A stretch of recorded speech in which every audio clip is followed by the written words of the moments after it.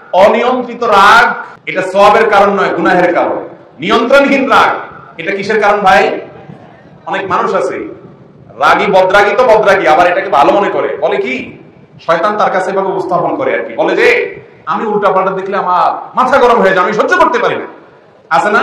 অথচ উনি নিজে হাজার উল্টাপাল্টা করেন ঠান্ডা মাথা, শুধু আরেকজনটা দেখলে মাথা কি হয়ে যায়?